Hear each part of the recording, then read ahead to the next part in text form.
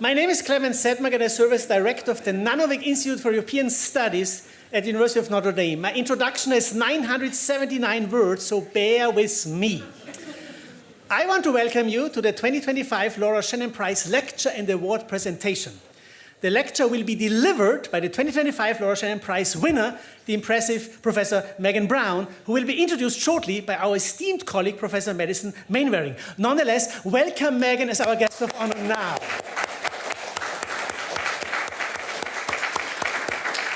That was a moving moment. Dear audience, welcome. Please allow me to acknowledge the presence of esteemed Nanovic Institute Advisory Board members, chaired by the very Jane Hayden. Welcome, Jane.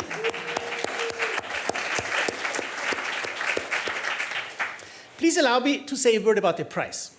The Laura Shannon Prize was first awarded in 2010. Since even our current first-year students were born at that point, it means that it's a young prize with a history. The Laura Shannon Prize, one of the preeminent prizes for European studies, is awarded annually to the best book in European studies that transcends a focus on any one country, state, or people to stimulate new ways of thinking about contemporary Europe as a whole. The prize has been created by Laura and Mike Shannon. Laura came to my predecessor, Jim McAdams, at one point and said, I want to do something really serious for the Nanovic, something that people will really understand the importance of for scholarship and for students. What about having some kind of prize, like a book prize? Jim, with his sound judgment, thought that this was a fantastic idea, and we all agree, I'm sure. So the Nanovic Institute is particularly indebted to Michael and Laura Shannon for this generous gift and the vision for creating it. It has become a significant part of the Nanovic Institute's mission. We are so grateful to Laura Shannon for her generous vision and her intellectual passion. As many of you know, our dear mentor and former advisory board member, Laura Shannon, passed away 4 years ago. May she be in the light of God who promises life in its fullness. Here on earth, Laura's legacy continues. We are grateful that Laura's daughters, Claire and Kelly, have joined our advisory board. I just spoke to Claire. She regrets that she has to be in London these days, but she wants you all to know that she and her sister Katie are very happy about this evening, and that her mother would be so pleased to see how the prize has been growing, and that she would particularly appreciate the prize going to a female scholar. To quote Claire, my mom was an early feminist. The footprint of the prize is growing. This summer, for the second time, the Nanovic Institute hosted a seminar with Notre Dame faculty, graduate students, and Laura Shannon Prize winners in Kylemore, Ireland. Professor Rory Finnan, Laura Shannon Prize winner 2024, was in Kylemore and is with us today. Hi, Rory. And now we come to today's event. The jury for the 2025 Laura Shannon Prize considered books in history and the social sciences published in 2022 and 2023. The jury was composed of an accomplished group of scholars and included Rudi Bachmann, Stepan Family College Professor of Economics at the University of Notre Dame. He's now left for Michigan because we got the dean from Michigan and he went there as an exchange. Alexander Beihammer, Hayden Family College Professor of History, University of Notre Dame. Thank you, Jane and Tom, for making this possible. Kristen Gotzi, Professor and Chair of Russian and East European Studies at the University of Pennsylvania.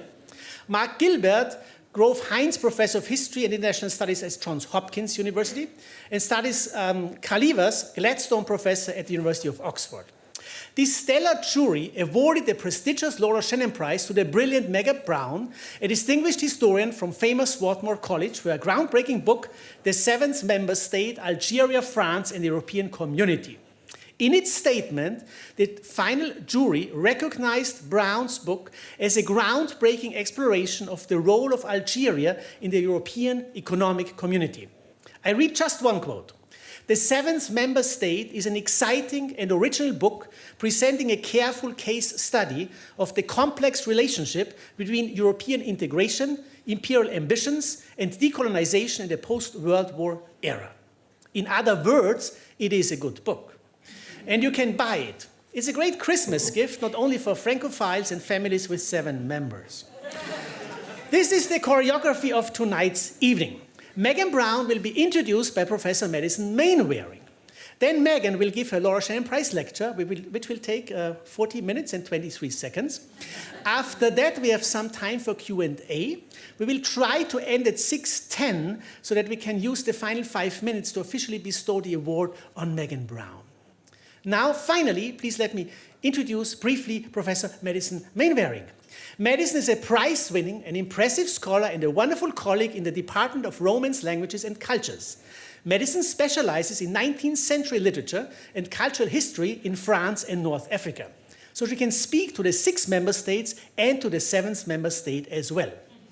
On the infamous Rate My Professor site, which my son once used against me, we can read, Professor Madison Mainwaring was super sweet and engaging. Her classes were always fun, even though the readings were a bit long. I would absolutely take her class again. She's also extremely knowledgeable and well-prepared. This is very promising. An extremely knowledgeable and well-prepared introducer who loves long readings.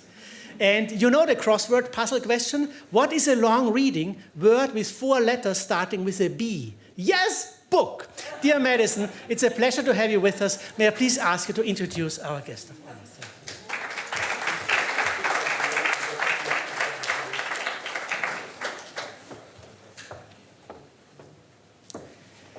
Thank you for that commendable introduction. It's such a privilege to be here in order to talk about this really exciting work of scholarship. So Megan Brown is an associate professor of history at Swarthmore College. She is a specialist of French Empire and European integration, and both of these questions are at the core of her talk today. She is the recipient of this year's Laura Shannon Prize in Contemporary European Studies, and I think in order to talk about the uniqueness of her scholarship, it's important to talk about a little bit about France and Algeria and the relationship there. On their face, the mid-1950s negotiations over European integration were aimed at securing unity in order to prevent violent conflict and boost economies emerging from the disaster of World War II. But French diplomats had other motives. So this was an era after World War II when the French Empire was unraveling, when there was great unrest. And France insisted that Algeria was France and thus should be included in these negotiations. And so this is François Mitterrand's famous declaration in 1954, l'Algérie, c'est la France, Algeria is France. There's no distinction there. And I think because of that, many post-colonial scholars have insisted on the particularity of the Algerian state, refuting this claim. So the French hoped that Algeria's involvement in the Treaty of Rome, which established the European Economic Community, would quell colonial unrest and confirm international agreement that Algeria was indeed French. French authorities harnessed Algeria's legal status as an official département within the empire to claim that European trade regulations and labor rights should traverse the Mediterranean. So Algeria had a rights regime that allowed free movement of labor and families of migrant workers. Even after independence, and this was in 1962, Algeria remained within the European Union, or the European Community, excuse me, and this was extended until 1976. So in this book, Dr. Brown combats this idea of Europe as pre-designated with natural borders because of Algeria, the 7th member state. The unification vision was never spatially limited, right? This isn't about a continent, suggesting that contemporary arguments for geographic boundaries, excluding Turkey and areas of Eastern Europe from the European Union, must be seen as ahistorical, right? They are of the contemporary movement, and there is no basis for these claims. So with that, I will welcome Dr. Brown to the stage. Thank you.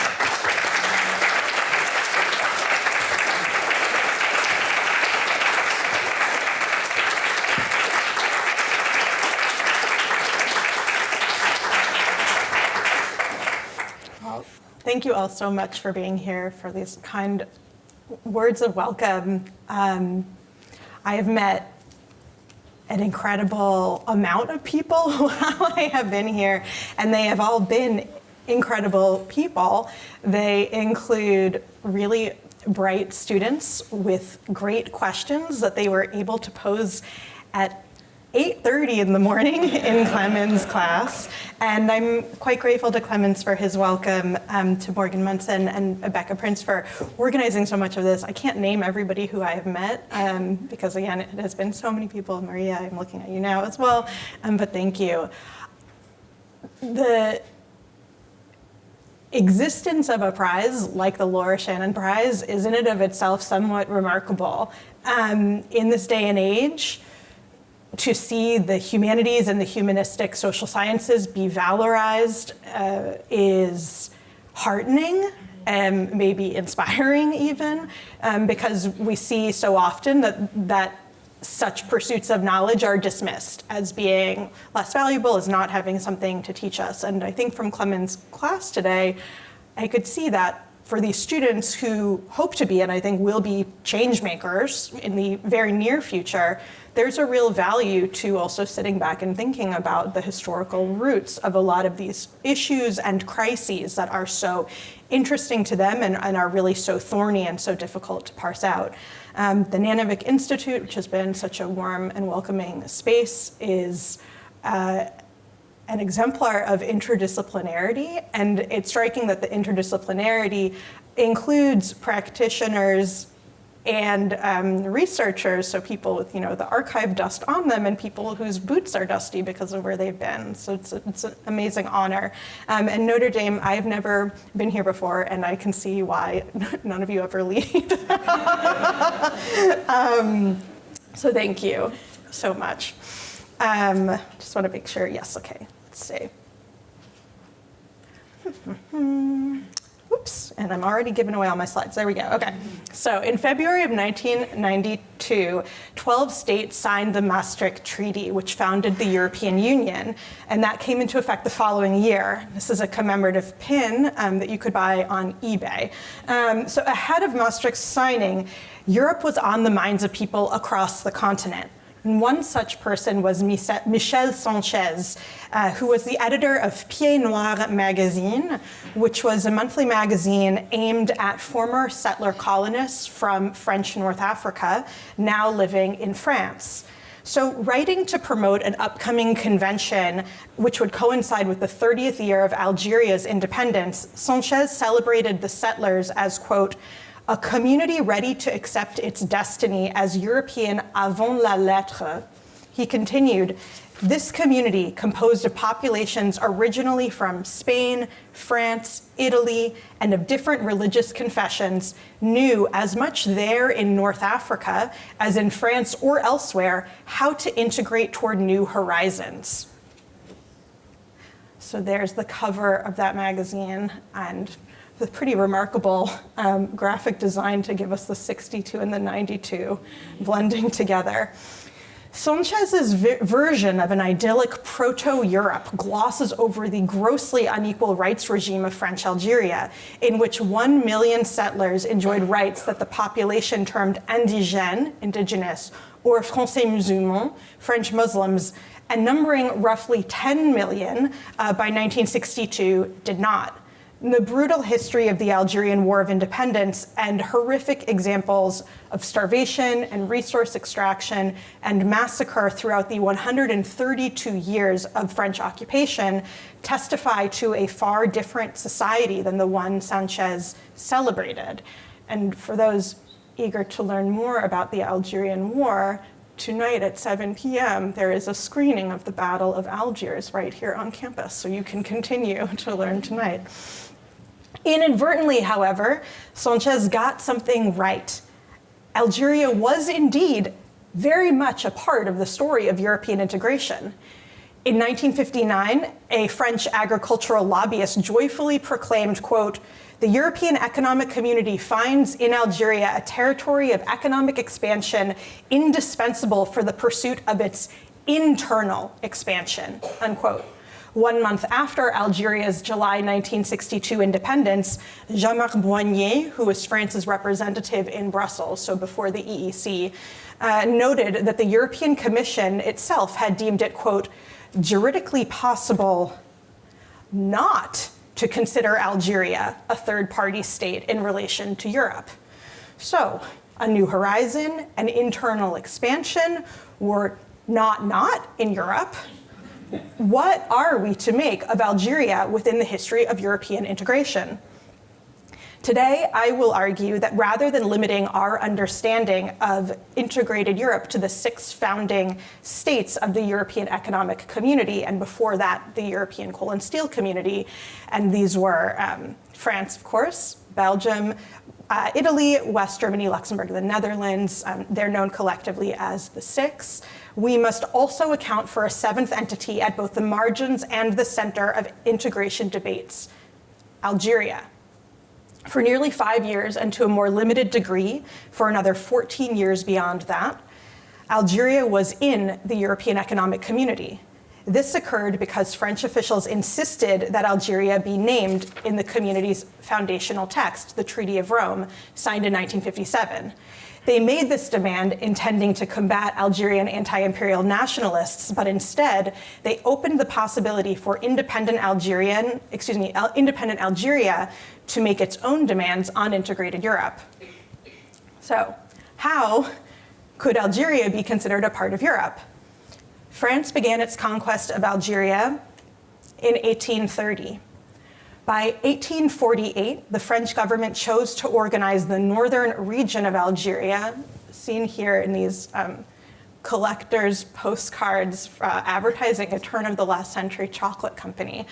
So they chose, for a variety of reasons I can go into during Q&A, to administer these northern parts of Algeria bordering the Mediterranean as administratively akin to the departments, the département of continental France itself. And a département is roughly the equivalent of a US state. And this decision was moved in part by the already sizable European settler population and by French business interests in the region. So Algeria was not considered a colony in the eyes of French administrative practice, but rather Algérie française, French Algeria, the extension of the metropole across the Mediterranean.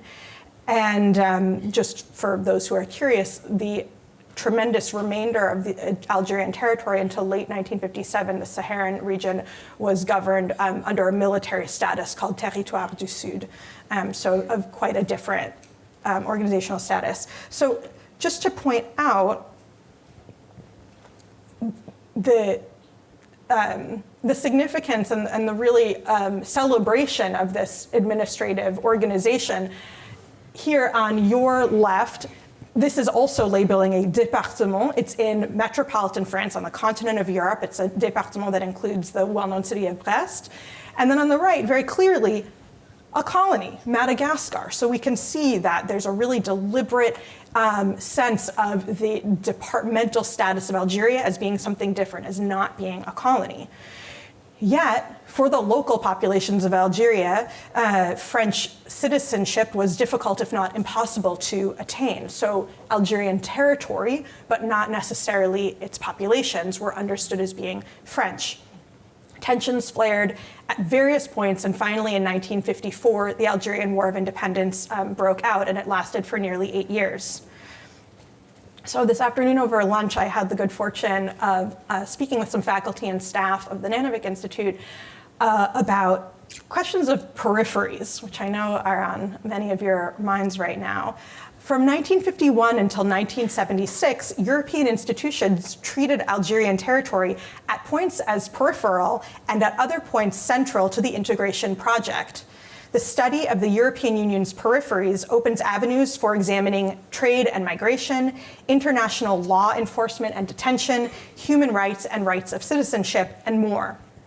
Without an examination of the peripheries of Europe, and indeed interrogating when those peripheries came to be understood as peripheral at all, and by whom, we cannot make sense of the shape of Europe itself.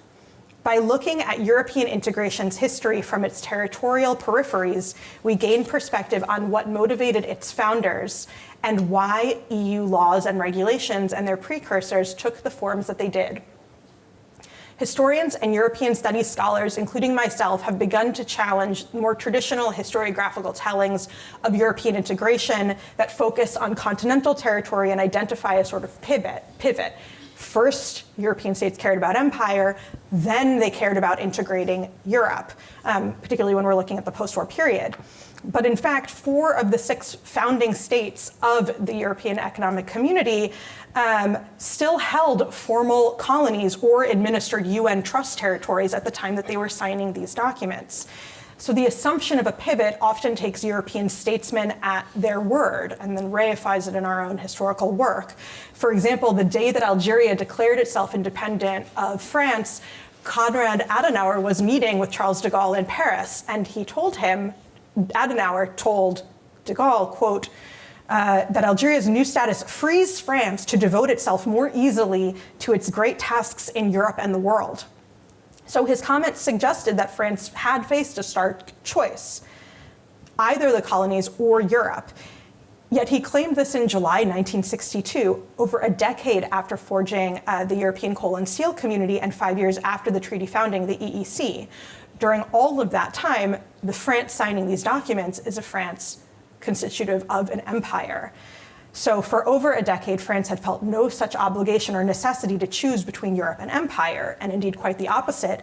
Europe became a means or even a weapon to maintain sovereignty overseas. Such ties between a united Europe and its collective empires were not new in the post-war period. In the interwar, a range of European thinkers, many of whom had the ears of statesmen, theorized about Eurafrica, a geopolitical imaginary that fused Europe and Africa into a single continent. Most famous, and this is from his work, most famous was Count Richard von Coudenhove-Kalergi. It's a very interesting figure, who is the founder of the Pan-European Union. He wrote in his 1923 Pan-Europa Manifesto, quote, Africa could provide Europe with raw materials for its industry, nutrition for its population, land for its overpopulation, labor for its unemployed, and markets for its products, unquote. And I'll say, without getting too off track, the question marks are really interesting. You can tell he's trying to mull over what sphere of influence can we stick not colonized spaces such as Ethiopia into. In France, Eugène Garnier, an economics professor, published in 1933, Africa, Realm of European Expansion. So empty land, extraction, expansion, Coudenhove and Garnier's assertions about the benefits of colonialism for the colonizer were not novel. But what was novel was the notion that this should be a shared European-wide effort in which the colonial project and its spoils would be shared across the continent, rather than closely guarded by a single European entity. And this was seen as a sort of answer to all of the woes that caused World War I. The idea that colonial competition was a major factor in the war, which of course is not untrue, but then the solution is not the end of empire. The solution is just to share the riches of the imperial project. So there's a real utopian edge to this notion of Eurafrica. It is really meant to obviate war. But of course, this and other interwar internationalist moves did not stave off the next war. And Eurafrican ideology fit rather well with a fascist worldview, including Mussolini's Mare Nostrum, including Mittel Africa, and even ideas about Lebensraum and its potential reach. Yet Coudenhove, a Freemason, and Garnier survived World War II with their reputations intact. Nazi students, in fact, burned Coudenhove's books in 1933. But the world had changed. In France, the end of the war ushered in shifts in the colonial order, and the French Empire was soon renamed the French Union, with some legal reforms accompanying the new name. These changes did include shifts in the representation in the legislature for overseas populations, although they would never be proportional to the scale of those populations. So it was always a disproportional representation. It also included the departmentalization of Guadeloupe, Martinique, French Guiana, and La Réunion. So these overseas departments, the French love acronyms, which I expect to see some big nods in the room about that. So the overseas departments known as the DOM, like Algeria, had a different statute than the remainder of the French Union, much of which was now organized as overseas territories, or TOM. So thanks in part to these reforms, now scholars and statesmen touted new versions of Eurafrica. No longer an imbalanced relationship between a European colonizer and a colonized Africa, it could now be a site of Afro-European cooperation. Writing in Le Monde in 1953, Senegalese deputy and future president of independent Senegal, Léopold Senghor, brushed away criticisms that called Eurafrica a fascist ideology. Quote, "What does it matter if it is correct? One of those classic ideas that have always animated the vision of great men and great people. For the ancients, the Mediterranean was nothing other than an interior lake," unquote. 2 years earlier, international relations scholar Pierre Fistier warned in Le Monde that, quote, "If our countries do not want to be the Athens or Thebes of an Asian or Atlantic Macedonia," we're getting into the Cold War here, "there must be one solution. Attack the issue no longer in European terms, but in Eurafrican terms," unquote. And then he continued that North Africa was, quote, "the cornerstone of Eurafrica." And in Fistier's effusive words, quote, "There are not two problems, that of North Africa and that of the future of Europe. They depend so closely on one another that they form a single issue, the creation of a political entity that will reap the heritage of our civilization." French and North African people would carry the weight of Eurafrica in this view, and he called it, quote, "the terrible but magnificent responsibility." Eurafrica's first theorists agreed. Writing in 1953, Garnier asserted, quote, "If we want to construct Europe like our ancestors constructed France, we must economically fuse Europe and Africa, which will lead one day to the search for a political framework built from justice, liberty, and progress, contenting both." So despite these effusive celebrations from Senghor and Garnier and others, the earliest iterations of post-war integration, notably the European coal and steel community, excluded France's empire. So here we have the six, very eagerly boarding this boat. The Benelux states, I love this depiction, they're like these cute little children. The Dutch and the Belgians actually did have a fairly loud voice in ECSC negotiations, so this is more a comment on their relative geographic scale. But boarding the boat of Europa, it was absent the French Union. And for the French, this was by design. The exclusion points to various key hurdles to the European integration project. This included a deep French distrust of West Germans and a real fear of German rearmament, something I'm also happy to talk more about in Q&A. A disinterest in sharing colonial resources with other powers, so not Eurafrica, and a sense that France's colonies were indeed a domestic affair, not to be touched or meddled with by any other power. Foreign French Prime Minister Georges Bidault declared in 1951 that the overseas territories were, quote, "one of the principal assets of France. Putting them at Europe's disposal before it has been truly unified leads to nothing but a loss without compensation," end quote. The question of Algeria's mineral resources and opening them to other European states drew particular ire. A reporter in one Algerian daily aimed at the settler European population asked, quote, What will the French parliament say when it realizes that Mr. Plevet and Mr. Schuman have ceded a part of France's riches and a portion of its public power to Mr. de Gasperi and Mr. Sforza, referring to the president of the French Council of Ministers, the French Minister of Foreign Affairs and a founding father of European integration, Robert Schuman, and Italy's Prime Minister and the Minister of Foreign Affairs. Months later, and only days after the April 18th, 1951 signing of the Treaty of Paris, which created the European coal and steel community, another Algerian paper, perhaps with some relief, quoted Schuman declaring that, quote, France maintains its total exclusive sovereignty over mineral mining. This exclusion ignored Algeria's long-held status as département of France. During the negotiations for the treaty, French observers noted that there would be, quote, no juridical difficulty in including Algeria in the coal and steel community as a part of France, given its departmental status. And France's decision to ignore its own administrative structure did not go unnoticed. Algerian Senator Abdenour Tamzali, a medical doctor by training, lambasted Algeria's exclusion. Algerians, he declared, would become, quote, concubines, as France entered into a, quote, marriage of convenience with the other members of the Six. And he warned, quote, our constituents will not easily understand why their territory is placed outside of the coal and steel pool like a poor second-rate relation.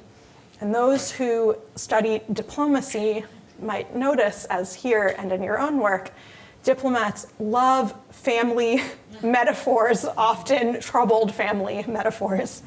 Tamzali, not unlike Senghor and other colonial elites, saw the reforms of the French Union as a promise of a federated France that could take seriously the voices and rights of its overseas nationals. Some metropolitan French politicians mirrored Tamzali's concerns. In the National Assembly, one representative warned that any exclusion of the overseas from European integration schemes would have, quote, repercussions on the unity of the French Union. The exclusion showed that on an international stage, France was willing to push aside its commitments.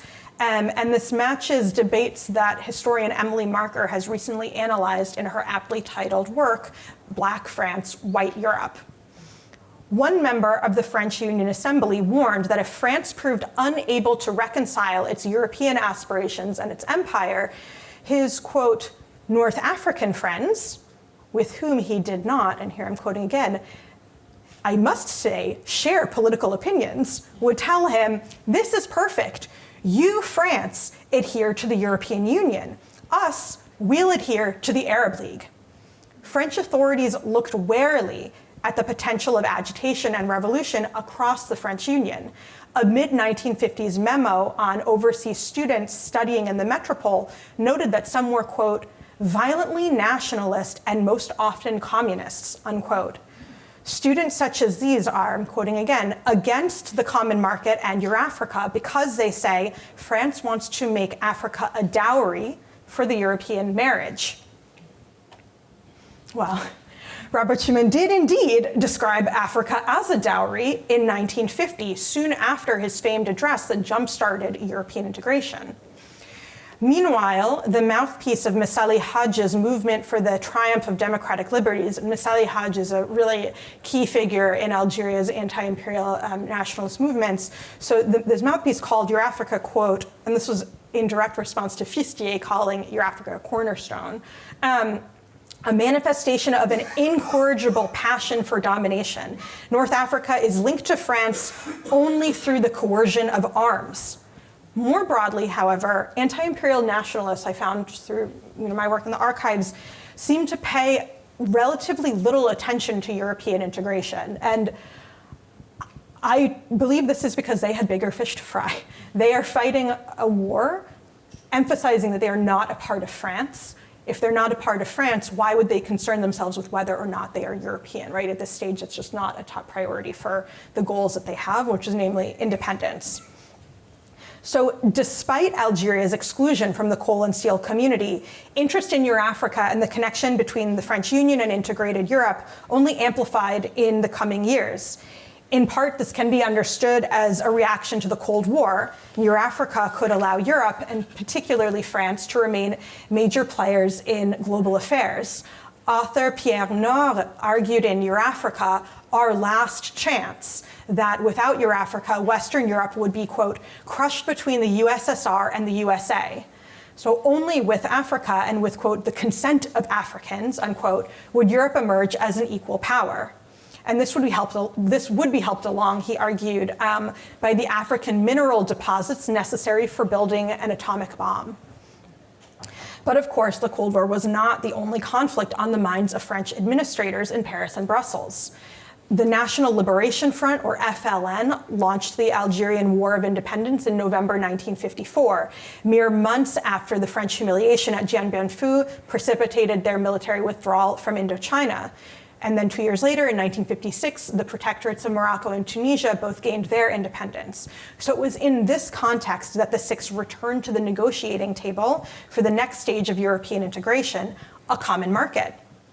Now, French representatives looked to European integration as a tool to bolster empire. Minister of Overseas France, Gaston Defferre, insisted that France, quote, cannot sacrifice its African vocation for its European vocation. This would cause, and I'm still quoting, a rupture of economic ties with the metropole and then political secession. So he argued that the European Economic Community must include the whole of the French Union, forming, in his words, a Euro-African common market, which would be a good, different title for the book. In other words, including the empire in Europe should be a non-negotiable for the French. Minister of Foreign Affairs Christian Pineau made known in May 1956 that it would be, quote, impossible not to associate the TOM, so the overseas territories, in the common market. And this was a demand that seemingly took the other members of the Six by surprise.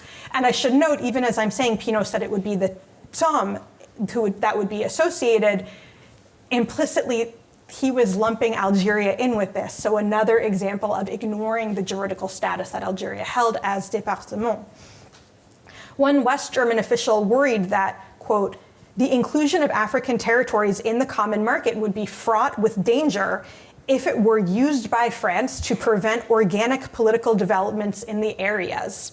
There's a very, very delicate way of putting it. And this would risk, he continued, quote, the maintenance of the colonial status quo no longer in the name of France, but in the name of Europe. So put differently, a common market inclusive of the TOM would implicate all of the Six in French imperial affairs. And for French officials, that was the point, even if some of their European partners found it unsavory. I'm happy to go more into this, but the French in 1954 were instrumental in killing the proposed European Defense Community. It died in the French National Assembly. And the failure of the EDC in 1954 was a key lesson for the other members of the Six, that unless France was willing to sign on, European integration could not continue. So although some of them were quite displeased by these French demands, ultimately, they viewed French agreement to sign a document as being more important than these individual demands that they may have found, in fact, quite unsavory. I'll also say that sometimes what was unsavory was not the notion of imperialism, but the notion that they might be inviting Europe to meddle in their own imperial affairs, which was a concern among the Dutch delegation, for example. So Europe's economy, as it further integrated, would include these stipulations approved by the Six to associate African economies and also to fund development projects. As these negotiations continued, so too did the Algerian War. And although the French metropolitan public at the war's start was largely sympathetic to the maintenance of Algérie française, the war's violence began to shift opinion. And this was particularly as knowledge of the army's torture tactics became widespread. And even before quite heavily mediatized publications of works like Henri Alleg's 1958 La Question, which shocked the French public with its reports of torture and, in fact, murder at the hands of the French army, officials already worried about unfavorable attitudes. Added to this was an economic argument that historians have begun to dispute if the economic argument was actually accurate, but it was quite impactful in public opinion. In 1956, a journalist named Raymond Cartier argued that France's empire was more expensive to maintain than it was reaping in economic benefits. And this became known in France as Cartierisme, and so this sort of economic logic for letting go of the empire. And historians, particularly economic historians, are now pushing back, both in showing the profitability of the imperial project and also the outsized position that this gives the French as logically deciding when to end colonization, when in fact we can see after 8 years of war, right, this is not something that is a simple change of mind or logic about some sort of economic calculus. There's much more to the story. But beyond public opinion in the metropole, one court of public opinion that the French particularly feared was international, and it was the United Nations. Historian Matthew Connolly, in really now a classic book, has argued that Algerian anti-imperial nationalists waged, the title of his book, a diplomatic revolution at the UN, which was increasingly becoming a site of criticism of the colonial order across the globe. And in February of 1957, the UN General Assembly discussed the ongoing Algerian War of Independence for the first time, which I should say, as you can see, it's labeled as the Algerian question. The French did not acknowledge that this was a war until the 90s. So it's not being called a war, but they are discussing the conflict nonetheless. And in the words of FLN combatant Zora Driff, this quote placed the Algerian drama at the heart of the discussion at the United Nations. French authorities understood the power of claims making in the international arena, and they soon turned to integrated Europe's nascent institutions to launch what I argue can be understood as a diplomatic counter-revolution. As anthropologist Sally Engel-Mary notes, quote, colonial authorities did not accept failures without making efforts to buttress their control in new ways or strengthen the old ones.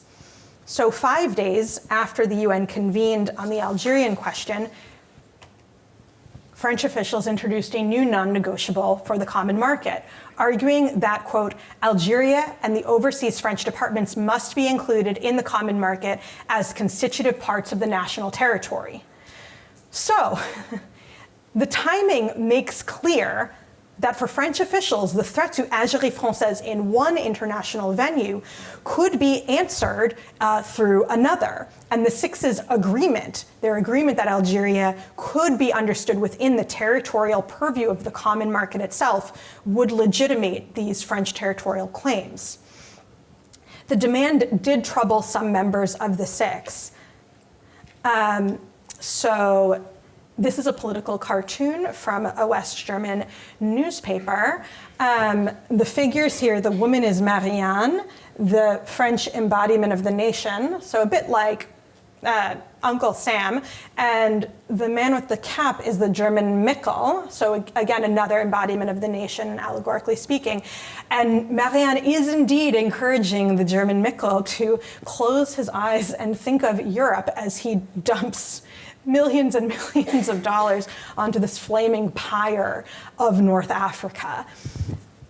West German public opinion was deeply concerned, but the Franco-German friendship was essential to the integration project. So despite criticism coming from public spheres, the West Germans were a great ally of the French for much of this.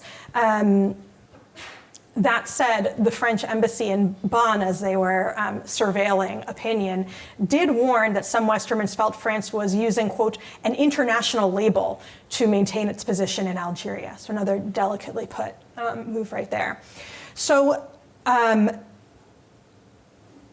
despite this, the necessity for France to sign on to the treaty led to this agreement, and the treaties of Rome were signed on March 25th, 1957, founding both the European Economic Community and Euratom. And I should say, it's not just about making the French happy. There's also the possibility of accessing and sharing relatively newly found oil found in the Sahara, mineral deposits, and more. And in fact, the French ambassador to Italy went on TV there to describe Algerian iron deposits as, quote, the largest in the Eurafrican ensemble. So these treaties were founded delineating the geographic scope and when, after a period of delay, particular regulations would extend to Algeria and to France's overseas departments.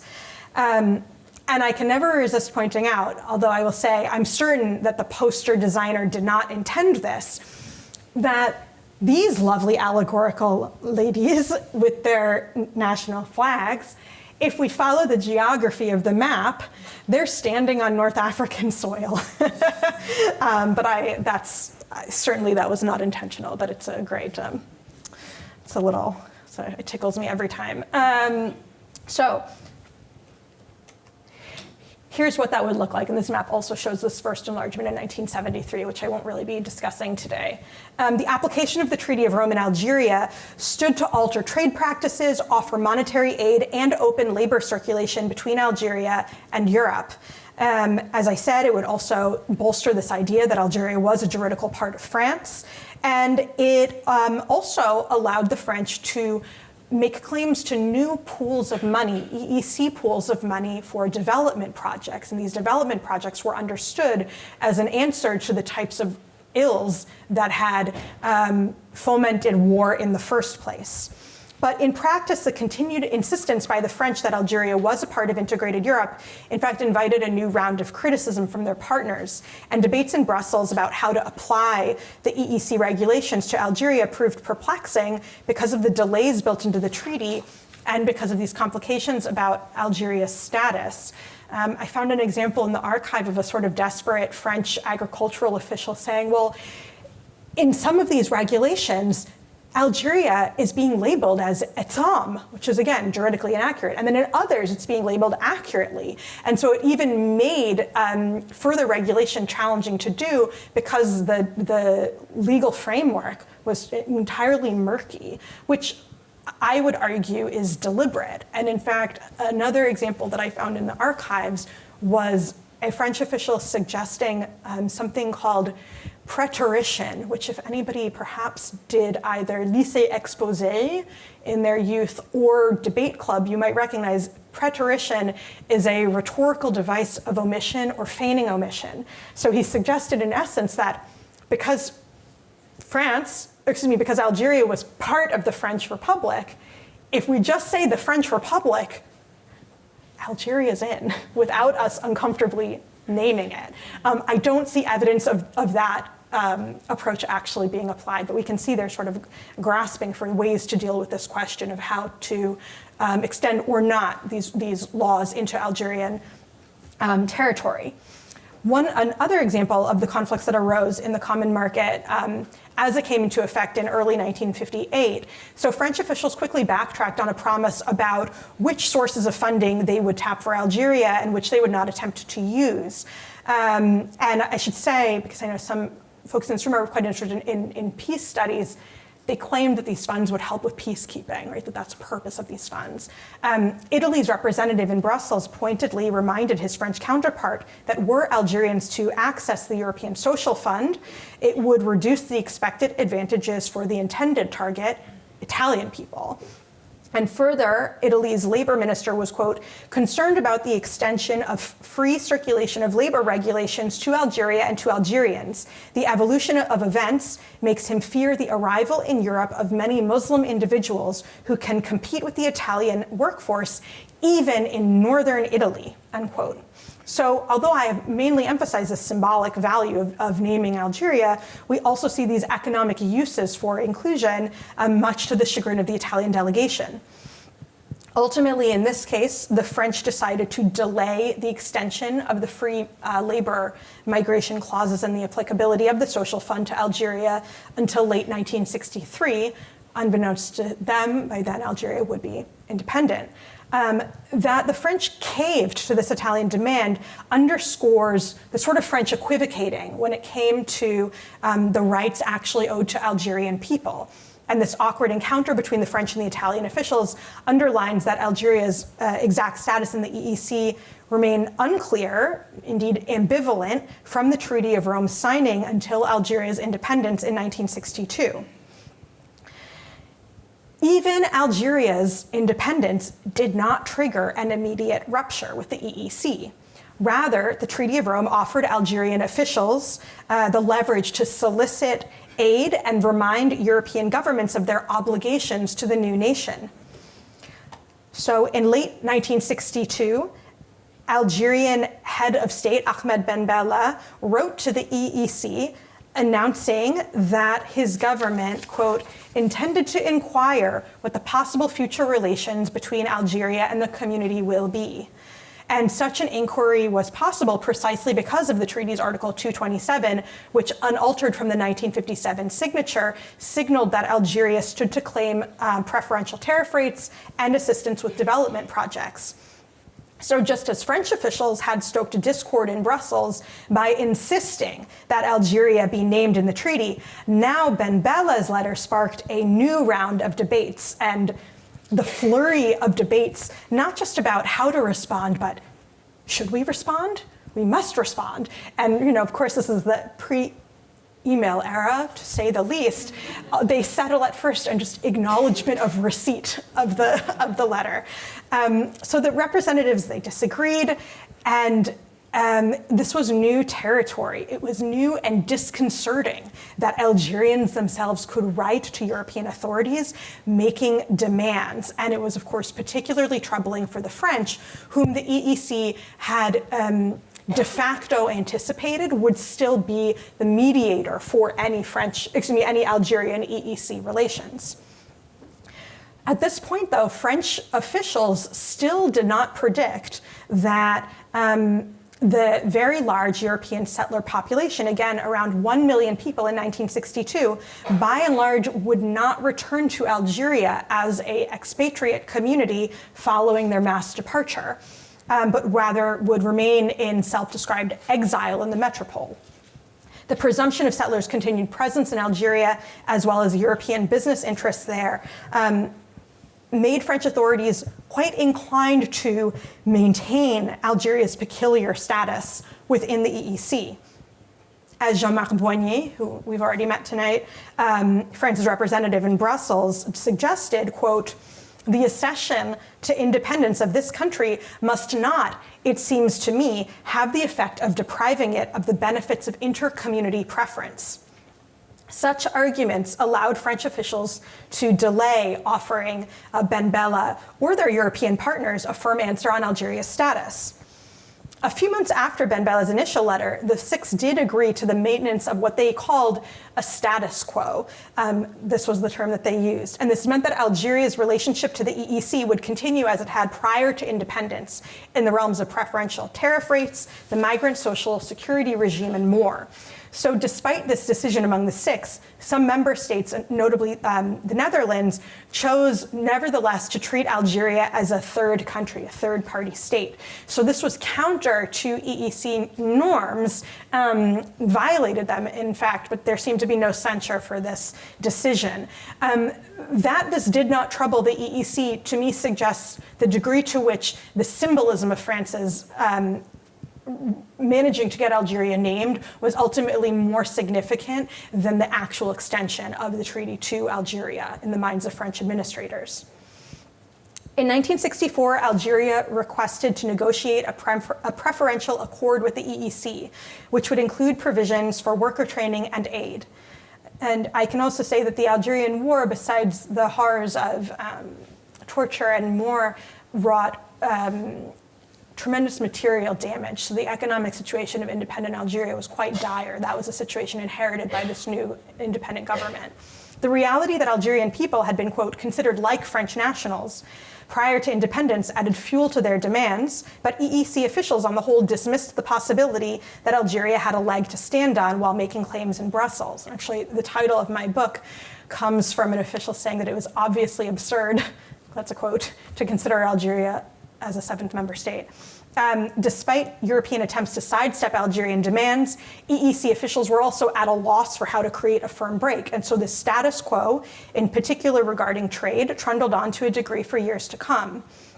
And the slow pace in Brussels elicited, quote, profound disappointment in Algeria, as the newspaper El Mujahid decried, quote, from postponement to postponement, almost 6 years have passed since the first exploratory conversations, during which no decision has been made about the negotiations initially planned for 1965. So these themes of delay and disappointment did not subside for the years to come. And I'll also say that in this period, the French and Italian delegations at the EEC colluded to more or less kill the Algerian wine industry, which, while reviled by Algerian authorities, was also a lifeline to its economic survival as it was moving towards rebuilding and then eventually, in their hopes, industrializing. In 1970, the FLN mouthpiece, Révolution Africaine, commented on the, quote, particularly anarchic relations, unquote, between Algeria and the European community. To move forward, the two parties would need to open negotiations for an economic accord. And reporting on the FLN stance, a French journalist noted that the EEC, quote, has new markets to conquer in Algeria. Yet, the existing relationship between integrated Europe and Algeria was itself rooted in conquest. The question in the 1970s was not how to connect Algeria and Europe, it was how to untangle and remake the established long-standing ties. In 1970, Algeria's Foreign Affairs Minister, Abdelaziz Bouteflika, declared that, quote, the privileged relations between Algeria and the European Common Market, born of a juridical situation that made our country an integral part of the Treaty of Rome, draw even more convincing justifications from the realities of the present and of a future that can be even more promising for those partners, both engaged, although at different levels, in the path to rapid economic development.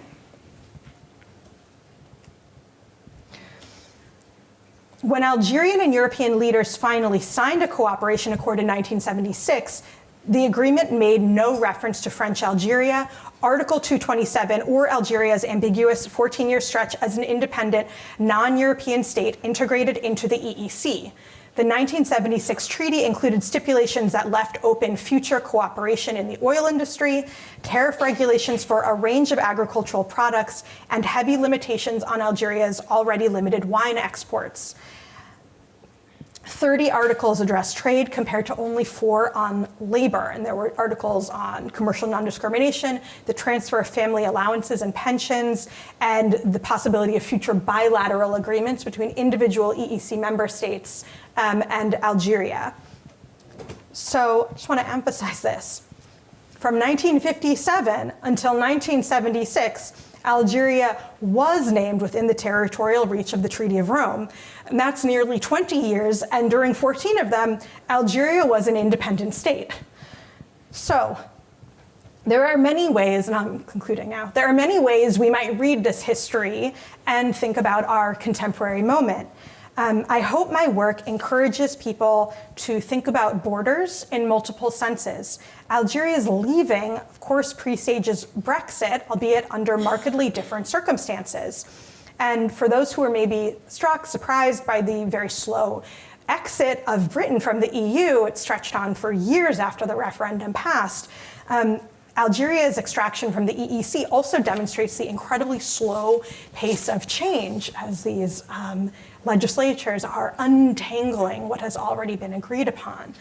We can also consider the locations of the EU today, notably the enduring vestiges of colonialism, as we examine a map of the EU's overseas countries and territories and outermost regions.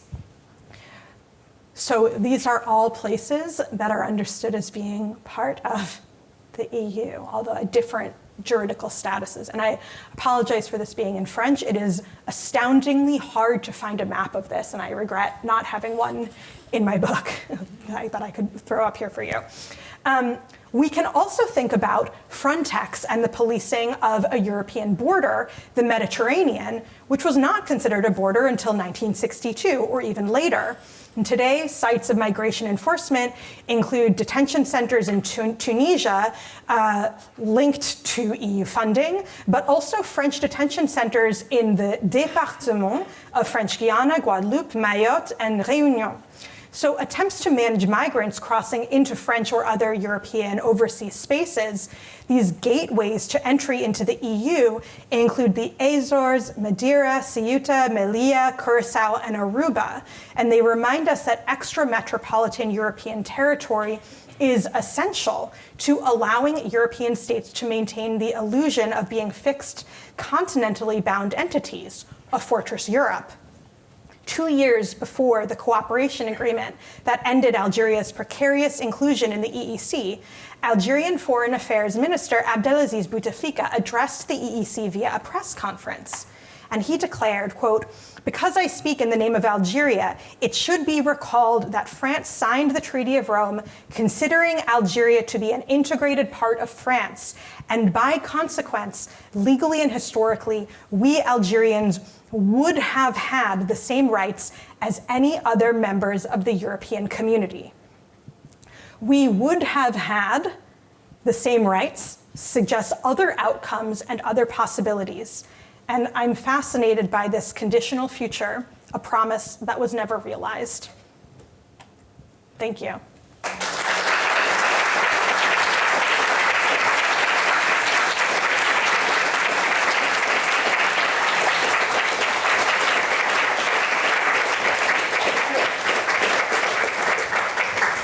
Thank you, Megan. Let's take 15 minutes for Q&A. We have, I believe, 2 mics. And Bill, the first question goes to Bill. I hope there's a mic coming over. Professor.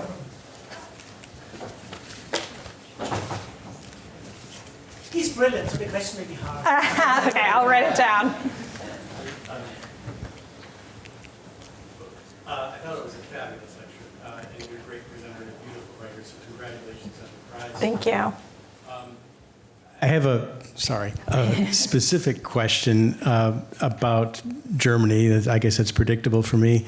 But I was wondering if the German acquiescence in the French demand to recognize Algeria had anything to do with their labor needs after the war and their own guest worker program.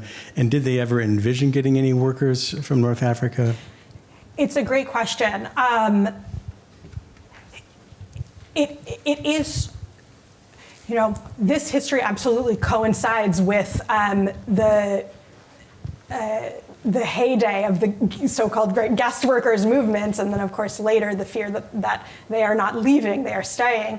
And West Germany desperately needed guest workers and did indeed invite them in. I never found evidence that they anticipated that the Algerian labor force would be part of this movement at all. And in fact, often the French the West Germans were, however, truly an ally for the French in this endeavor, despite sometimes their discomfort. But most often the French are assuring the other members of the Six, Algerians only move here. They only move to France. So even though it's the stipulation is here, these are the labor sort of movements that already exist. So there were a small number of Algerian laborers in West Germany as well as in Belgium, but they were never significant numbers, and it didn't seem like West Germany anticipated that agreeing with this policy would change that. Yeah. Thank you. Here is a question. This is lovely. Trumbo, please. Hi, Megan. Nice to see you again. So has France been panicked with Russia's presence on the African continent because Russia seems to be repositioning itself as an ally to a lot of African countries, mostly former French colonies, because they've been leveraging a more positive relationship with Africa because there's an absence of a complicated history of colonization and imperialism. So has France been, seeing what Russia is doing and somewhat seeing the red flags because, Russia has been pretty much stoking a lot of anti-Western, anti-imperial, even though it's part of Europe, it's not really seen as much of a danger compared to other Western European countries or territories. Yeah, it's a great question. I'll play my historian card and say that this is not, it's the question of sort of French reactions to perceived almost Russian encroachment on what had been, for so long, even after decolonization, understood as a natural pathway of relations between much of Africa and France is now really diminished. But it's certainly true that the EU looks with great wariness at both Russian and also Chinese involvement on the continent of Africa. And I think it is, one of these many examples of an ability to completely divorce really recent pasts with the contemporary moment, to say, well, the Russians are here and they are doing this, or the Chinese have arrived and they're building an infrastructure that only serves their needs. Well, that sounds very familiar. And so there is as the French are very much losing whatever goodwill remained between them and former colonies, indeed the Russian government is there seemingly, and Chinese corporations and more are there to pick up that slack. And so it's something to keep looking for, I suppose, maybe one way to put it.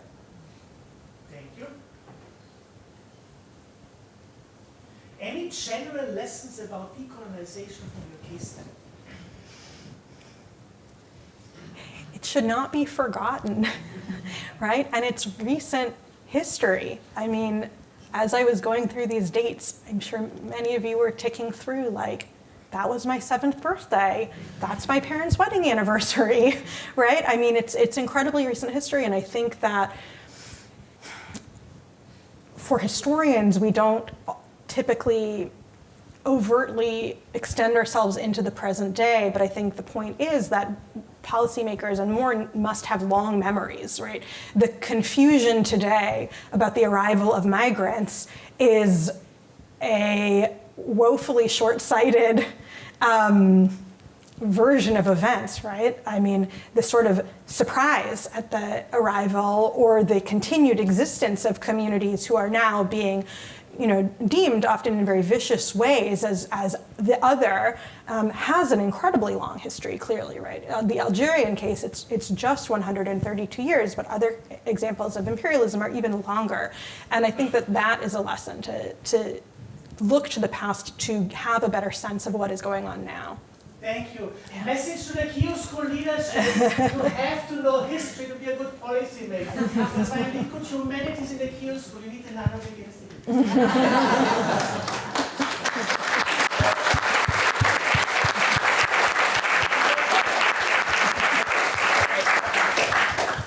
Are you done with the questions? Peter, please, what do you want? This is Peter Stutz. No, little maybe personal question. Thank you very much for wonderful presentation and enlightening from the history. Because myself, I served in the European Parliament for a couple of terms, and I lived 10 years in Quebec. So that French connections, it's very intriguing. And I would like to know only, do you have some kind of Algerian heritage, or you just randomly pick French and Algeria relationship and history? It was a little random. For French scholars of empire, because Algeria is so peculiar, it is a subject of fascination and also a space where there's so much to be said. I will say that before I started grad school, during a year in Paris, a friend introduced me to the songs of Enrico Macias, who is a really interesting figure in French pop culture. He's an Algerian-born Jewish, thus French citizen, trained in sort of Andalusian Judeo-Arabic music. His master was himself a Muslim master of the forms of music that I'm now, of course, completely forgetting the name. And the songs range from almost like early Beatles, cutesy, I Miss You Girl type of things, to these songs like I Left My Country that are really, really mournful. And so I was listening to it as kind of silly pop from the 1960s. He's still a star today, if you're excited to listen to his music. But the historical undertones of it were really interesting, and that made me think about Algeria in new ways, although he does not actually figure into the work. Yeah. Thank you. Good. Then a round of applause for Megan.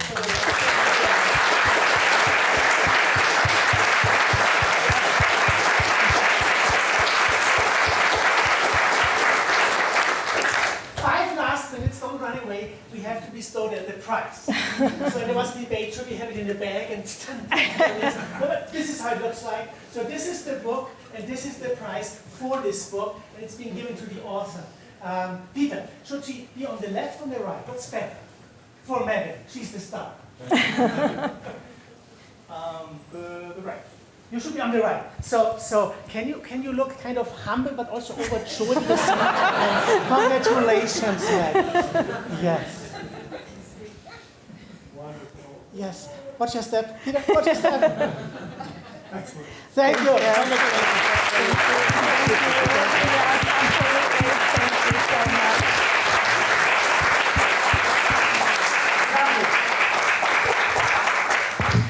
Thank you. It's just for me to say thank you for coming. Thank you for your questions. We want to thank the Shannon family once again for establishing this wonderful award. I want to thank everybody who made this event possible, my colleagues at the Nanovic Institute. And do not despair, there's Thanksgiving next week. Enjoy this evening and the rest of your lives. Thank you.